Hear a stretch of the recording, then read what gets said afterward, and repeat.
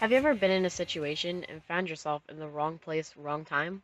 Well, some high schoolers face this school uses the zero tolerance discipline policy. What is a zero tolerance discipline policy? According to dictionary.com, zero tolerance is the policy of applying laws or penalties to even minor infringements of a code in order to reinforce its overall importance.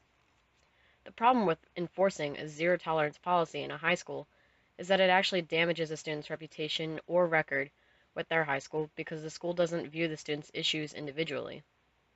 Many agree that this gives off the opposite intended effect and directly contributes to today's increasing high school dropout, suspension, and expulsion rates.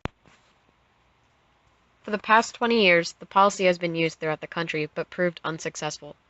Some causes of the increasing numbers include student profiling, a lack of attention given to a student, and inappropriate punishments that teach a student nothing. It's school, not a boot camp. So when there's an altercation between a student and a teacher, sending the student to the office won't resolve the problem in the long run. Instead of having the intended positive effects on students, the zero tolerance policy makes schools, as quoted, dropout factories. After asking Mrs. Astorita, I was given insight towards A positive for, if you want to call it a positive, is that everybody sort of knows what's on the table. So that it does make it very black and white. It allows, it probably is a policy that allows for consistency. Easily, it would make it much easier for administrators to be consistent. Fortunately, many students didn't have the opportunity to talk through a situation and have had to be removed to an alternative school or felt like there was no hope for them and simply left. Today, many schools are beginning to take the initiative to make sure each and every student has at least one caring adult who serves as a positive role model for them.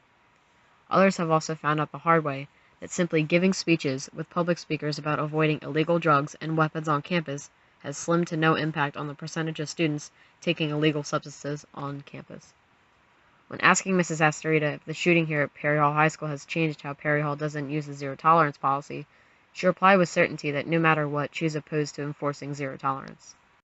The events here they don't change my thoughts. I still don't believe that zero tolerance is,